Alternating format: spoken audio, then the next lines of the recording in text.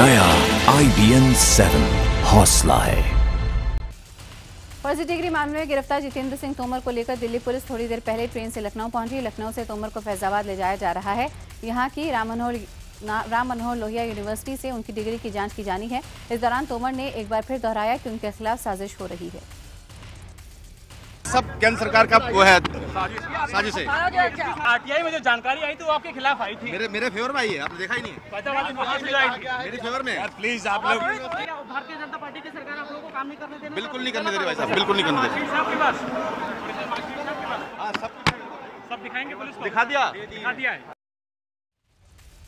फर्जी डिग्री मामले में गिरफ्तारी के बाद मंगलवार देर रात दिल्ली के कानून मंत्री जितेंद्र सिंह तोमर ने पद से इस्तीफा दे दिया। कल ही कोर्ट ने उन्हें 4 दिन की पुलिस रिमांड पर भेजा था। तोमर को रिमांड पर भेजे जाने के घंटे भर बाद ही उप मुख्यमंत्री मनीष सिसोदिया के घर पर आम आदमी पार्टी के शीर्ष नेताओं की बैठक हुई। मुख्यमंत्री केजरीवाल भी बैठक में मौजूद रहे। इसके कुछ ही देर बाद ही तोमर ने पद से इस्तीफा दिया। जितेंद्र सिंह तोमर का कहना है कि उन्होंने किसी दबाव में नहीं बल्कि नैतिकता के आधार पर इस्तीफा दिया। तोमर ने इस पूरे मामले को केंद्र और बीजेपी की साजिश करार दिया। इस्तीफा आज उपराज्यपाल नजीब जंग को भेजा जाएगा। आम आदमी पार्टी ने तोमर की गिरफ्तारी को बदले की कार्रवाई करार दिया। पार्टी नेता संजय सिंह ने कहा कि केंद्र सरकार पार्टी के नेताओं को जेल का डर दिखाना चाहती है। आम आदमी पार्टी के मुताबिक केंद्रीय मानव संसाधन मंत्री स्मृति ईरानी और रामशंकर कठेरिया पर भी फर्जी डिग्री के आरोप हैं। क्या दिल्ली पुलिस ने उन्हें थाने लेके गई? उधर दिल्ली पुलिस के कमिश्नर BS बसी ने कहा कि तोमर की गिरफ्तारी कानून के मुताबिक हुई है। इससे पहले फर्जी डिग्री मामले में दिल्ली के कानून मंत्री और त्रिनगर से विधायक जितेंद्र सिंह तोमर को दिल्ली पुलिस ने गिरफ्तार किया। पुलिस टीम ने तोमर को मंगलवार सुबह उनके घर से गिरफ्तार किया। गिरफ्तारी के बाद सबसे पहले तोमर को पूछताछ के लिए हौसखास पुलिस थाने ले जाया गया और फिर वसंत विहार थाने में उन्हें शिफ्ट किया गया। तोमर के खिलाफ धोखाधड़ी, आपराधिक षड्यंत्र समेत IPC की कई धाराओं के तहत केस दर्ज है। बीजेपी ने तोमर की गिरफ्तारी को सही करार दिया। वहीं गृह मंत्री राजनाथ सिंह ने कहा है कि आम आदमी पार्टी के आरोपों पर वो यही कहेंगे कि गृह मंत्रालय के आदेश पर गिरफ्तारी नहीं होती है। वहीं आम आदमी पार्टी गिरफ्तारी के खिलाफ ऊपरी अदालत में जाने की तैयारी कर रही है। उधर कांग्रेस ने भी जितेंद्र सिंह तोमर की गिरफ्तारी को सही बताया। यूथ कांग्रेस ने केजरीवाल के घर के बाहर जमकर प्रदर्शन किया और मुख्यमंत्री केजरीवाल का पुतला फूंका। इस बीच आम आदमी पार्टी से निकाले गए योगेंद्र यादव का कहना है कि फर्जी डिग्री का मामला जनता के सामने रखना चाहिए। दिल्ली सरकार के कानून मंत्री की गिरफ्तारी के बाद देर रात आम आदमी सेना ने यहां पर दिल्ली के सरकार के भ्रष्टाचार की लड़ाई के पोस्टरों पर कालिक पोती। आम आदमी सेना ने केंद्र से ऐसा कानून लाने की मांग की है जिससे भ्रष्ट मंत्रियों पर नकेल कसी जा सके। इनकी मांग है कि केजरीवाल इस्तीफा दें। इनका कहना है कि उप मुख्यमंत्री मनीष सिसोदिया के कागजात की भी जांच हो। ACB को लेकर दिल्ली सरकार और LG का झगड़ा और ज्यादा बढ़ गया है। कल दिल्ली सरकार ने MK मीणा को एंटी करप्शन ब्यूरो के चीफ पद ग्रहण करने से रोक दिया। उपराज्यपाल केजरीवाल सरकार की पसंद के SS यादव को ACB प्रमुख के पद से हटाकर मीणा को लाए हैं। दिल्ली सरकार ने ACB के नए चीफ MK मीणा को चिट्ठी लिखकर कहा है कि वो वापस दिल्ली पुलिस में लौट जाएं। ACB के अलावा अब गृह सचिव को लेकर भी दिल्ली सरकार और LG के बीच ठन गई है। दिल्ली सरकार ने अपने गृह सचिव धर्मपाल को हटाने का आदेश जारी कर दिया है। वहीं दिल्ली सरकार के इस आदेश पर LG दफ्तर ने कहा है कि गृह सचिव धर्मपाल को उनके पद से गलत तरीके से हटाया गया। उन्हें हटाने का अधिकार सिर्फ केंद्रीय गृह मंत्रालय या फिर LG के पास है। विदेश मंत्री सुषमा स्वराज ने मंगलवार को कहा कि अंतर्राष्ट्रीय योग दिवस के मौके पर 21 जून को राजपथ पर आयोजित कार्यक्रम में प्रधानमंत्री मोदी योग नहीं करेंगे। उन्होंने कहा कि प्रधानमंत्री उस मौके पर मौजूद रहेंगे और लोगों को संबोधित करेंगे, लेकिन योग नहीं करेंगे। अंतर्राष्ट्रीय योग दिवस पर मुस्लिम संगठनों की मिलीजुली प्रतिक्रिया है। All India Muslim personal law board के जफरुल इस्लाम खान ने कहा है कि अगर ये कसरत की तरह है तो फिर इसका स्वागत करते हैं। जमात इस्लाम के जलालुद्दीन उमरी ने कहा है कि अगर ये सिर्फ कसरत है तो कसरत के और भी तरीके हैं। भारतीय सेना ने मणिपुर हमले का बदला लेते हुए म्यांमार में घुसकर 20 उग्रवादियों को ढेर कर दिया। सेना ने न सिर्फ उपद्रवियों को मार दिया बल्कि उनके 2 बड़े ठिकाने भी तबाह कर दिए। भारतीय सेना ने एक प्रेस कॉन्फ्रेंस कर इस क्रॉस बॉर्डर ऑपरेशन की जानकारी दी। 4 जून को मणिपुर के चंदेल जिले में उपद्रवियों ने सेना पर 33 साल का सबसे बड़ा हमला किया। उस हमले में सेना के 18 जवान शहीद हुए जबकि 15 लोग घायल हुए।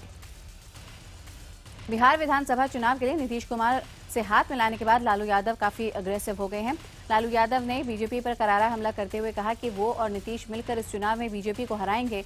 लालू ने बीजेपी को चुनौती दी है कि अगर दम है तो अपने मुख्यमंत्री पद का उम्मीदवार घोषित कर दें। मंगलवार से दिल्ली में शुरू हुए कांग्रेस के मुख्यमंत्रियों के सम्मेलन में पार्टी अध्यक्ष सोनिया गांधी ने पीएम मोदी पर जमकर निशाना साधा। सोनिया ने कहा कि सुशासन का दावा करने वाले पीएम ने अपने नेताओं और मंत्रियों को भड़काऊ और सांप्रदायिक बयान देने की छूट दी है। राष्ट्रपति प्रणब मुखर्जी आज नए केंद्रीय सतर्कता आयुक्त केवी चौधरी और मुख्य सूचना आयुक्त विजय शर्मा को पद और गोपनीयता की शपथ दिलाएंगे। राष्ट्रपति दफ्तर की तरफ से जारी प्रेस विज्ञप्ति में शपथ ग्रहण समारोह की जानकारी दी गई। सूत्रों के मुताबिक महाराष्ट्र में बीजेपी के कैबिनेट मंत्रियों के बर्ताव से शिवसेना के विधायक और मंत्री काफी नाराज हैं। शिवसेना के विधायक और मंत्रियों ने तय किया है कि वो इसकी शिकायत उद्धव ठाकरे से करेंगे। कम बारिश की आशंका को दूर करने के लिए उज्जैन के महाकाल मंदिर में 24 घंटे चलने वाली महापूजा जारी है। मंगलवार से शुरू हुए इस अनुष्ठान को आज दोपहर तक चलने दिया जाएगा। मुंबई में मानसून आने के साथ ही जर्जर इमारतों के गिरने का खतरा बढ़ गया। हादसे के खतरे को देखते हुए बीएमसी ने खतरनाक इमारतों में रहने वाले लोगों को तुरंत घर खाली करने को कहा। राजस्थान माध्यमिक शिक्षा बोर्ड आज 10वीं क्लास के नतीजे जारी करने वाला है। इस परीक्षा में राज्य भर से तकरीबन 11 लाख छात्र शामिल हुए। ये परीक्षा 19 मार्च से 30 मार्च के बीच आयोजित हुई। ये परिणाम सुबह 11 बजे जारी होंगे। किराया बढ़ाने और कथित पुलिसिया अत्याचार रोकने की मांग को लेकर वामपंथी श्रमिक संगठन अटक समर्थित टैक्सी संगठनों ने कल कोलकाता में 24 घंटे की हड़ताल बुलाई। कोलकाता में टैक्सी संगठनों ने सरकार से टैक्सी किराया और वेटिंग चार्ज बढ़ाने की मांग की। दिल्ली से सटे नोएडा के 63 सेक्टर में एक कपड़ा फैक्ट्री में भीषण आग लग गई। आग इतनी विकराल थी कि दमकल की 15 गाड़ियों को आग बुझाने के लिए बुलाना पड़ा। बताया जा रहा है कि शॉर्ट सर्किट की वजह से आग लगी। भारतीय एयरटेल ने दिल्ली एनसीआर में अपने प्रीपेड ग्राहकों के लिए 2G और 3G मोबाइल इंटरनेट दरों में 13 से 18% तक का इजाफा किया। 28 दिन की वैधता वाले 1 GB के 3G डेटा के लिए अब 255 की जगह 299 रुपये देने होंगे। निजी कंपनियों की तरफ से सस्ते हवाई सफर का ऑफर के बाद अब सरकारी क्षेत्र की कंपनी एयर इंडिया भी इस होड़ में शामिल हो गई है। एयर इंडिया के प्रमोशनल मानसून सेल स्कीम के तहत 1777 रुपये के शुरुआती किराए में देश के 66 डेस्टिनेशंस का सफर किया जा सकेगा। यूपी के शाहजहांपुर पत्रकार जगेंद्र की हत्या के मामले में राज्य मंत्री राममूर्ति वर्मा और कोतवाल श्रीप्रकाश राय 6 लोगों के खिलाफ केस दर्ज हो चुका है। उधर शाहजहांपुर के एसपी के मुताबिक पत्रकार गजेंद्र के खिलाफ पहले से ही केस चल रहा था और जब उन्होंने पुलिस को देखा तो दरवाजा बंद कर खुद को आग लगा ली। यूपी के शाहजहांपुर में पत्रकार जगेंद्र हत्याकांड को लेकर राज्य भर के पत्रकारों का आक्रोश सामने आया। इस घटना को लेकर मऊ जिले में पत्रकारों ने प्रदर्शन किया। इस दौरान पत्रकारों ने राज्य सरकार और पुलिस का पुतला फूंका। यूपी के आजमगढ़ जिले में भी पत्रकारों ने जगेंद्र हत्याकांड पर विरोध दर्ज किया। उत्तर प्रदेश के अमरोहा के हसनपुर में दबंगों ने एक मकान पर कब्जा करने के लिए मकान में रह रहे परिवार की 2 बेटियों और उनकी मां सहित 3 महिलाओं के साथ घर में घुसकर गैंगरेप किया। पीड़ित का आरोप है कि घटना के 3 दिन तक पुलिस ने मामला दर्ज नहीं किया। उत्तर प्रदेश के कानपुर में 2 भाइयों के बीच झगड़े का वीडियो सामने आया। इस वीडियो में बड़ा भाई छोटे भाई को सड़क पर डंडों से पीट रहा है। घर की महिलाएं बीच बचाव की कोशिश कर रही हैं। बताया जा रहा है कि दोनों भाइयों के बीच पिछले साल झगड़ा हुआ था। छोटे भाई ने बड़े पर केस दर्ज कराया था। फिलहाल पिटाई के मामले में कानपुर के किदवाई नगर थाने में केस दर्ज हुआ है। उत्तर प्रदेश के चंदौली में एक बड़ी और नामी मसाला फैक्ट्री में भीषण आग लग गई। आग के चलते फैक्ट्री में लगी मशीन और लाखों का सामान जलकर खाक हो गया। उत्तर प्रदेश के कानपुर में पुलिस की बड़ी लापरवाही देखने को मिली। सिविल लाइंस इलाके में एक युवक का शव घंटों तक सड़क पर पड़ा रहा। शव दिखने के बाद राहगीरों ने पुलिस को सूचित किया, लेकिन पुलिस कई घंटों बाद वहां पर पहुंची। युवक का शव लगातार पड़ा रहा 4 घंटों तक। कुछ ही देर पुलिस वहां पहुंची और जिला के बड़े अधिकारियों के घर भी वहीं पर है। इसके बावजूद शाम 4 से लेकर 8 बजे तक किसी ने भी शव को नहीं हटवाया। बिहार के पटना में कई दिनों से चल रही इंडो पाक प्रदर्शनी का आखिरी दिन है आज।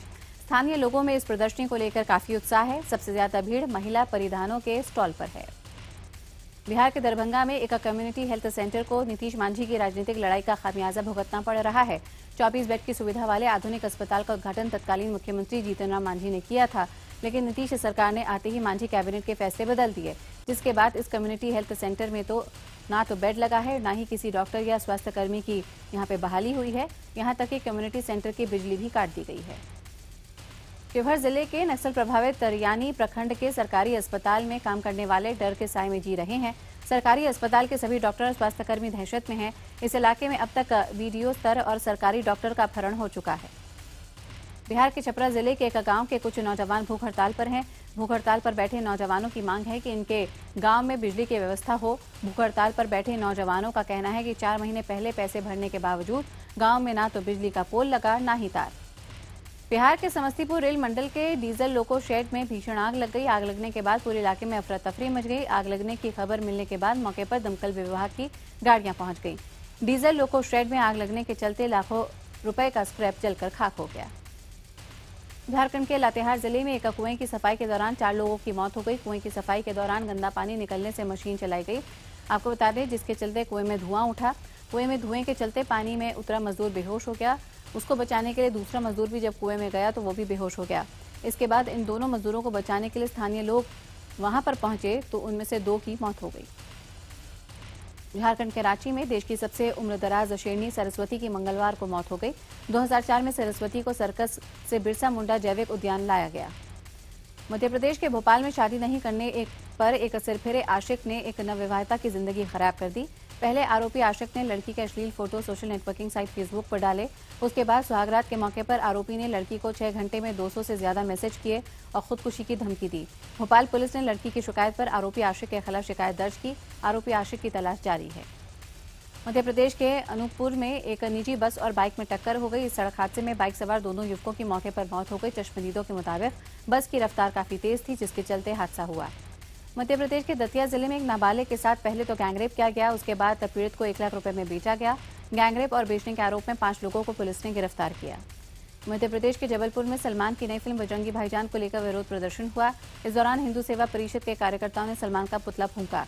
प्रदर्शनकारियों की मांग है कि फिल्म के टाइटल से बजरंगी शब्द हटाया जाए। मध्य प्रदेश के नरसिंहपुर जिले के गेटेगांव में जहरीली आइसक्रीम खाने से 70 बच्चे बीमार हो गए। घटना के बाद 45 बच्चों को जबलपुर रेफर किया गया, जबकि 15 बच्चों को जिला नरसिंहपुर अस्पताल रेफर किया गया। छत्तीसगढ़ के रायपुर के लाखीनगर में एक पिता पुत्र का शव संदिग्ध हालत में मिला। पिता के शव के पास से सफेद पाउडर की पुड़िया मिली है। यहाँ पे आशंका है कि खुदकुशी की गई है। भारत और बांग्लादेश के बीच इकलौता टेस्ट मैच आज से फतुल्लाह के मैदान पर खेला जाएगा। मैच भारतीय समय के अनुसार 9:30 बजे सुबह शुरू होगा। इंग्लैंड न्यूजीलैंड के बीच बर्मिंघम में खेले गए पहले वनडे मैच में इंग्लैंड ने शानदार जीत हासिल की। पहली पारी में न्यूजीलैंड को 408 रनों का लक्ष्य देकर इंग्लैंड ने अब तक का अपना सबसे बड़ा स्कोर खड़ा किया। इसके बाद न्यूजीलैंड की पूरी टीम 32वें ओवर में 198 रन पर ही सिमट गई। पैरालंपियन ऑस्कर पिस्टोरियस 21 अगस्त को जेल से बाहर आ जाएंगे। अपनी गर्लफ्रेंड रीवा की हत्या के दोषी पाए जाने के बाद पिस्टोरियस को 5 साल की सजा हुई थी। फिल्म गांधी में महात्मा गांधी का किरदार निभाने वाले बेन किंग्सले एक बार फिर से भारतीय फिल्म में नजर आएंगे। बतौर निर्देशक पहली फिल्म बना रही नंदिता सिंह ने मेगा कॉप में बेन किंग्सले को एक भ्रष्ट मेडिकल कॉर्पोरेट के तौर पर दिखाया है।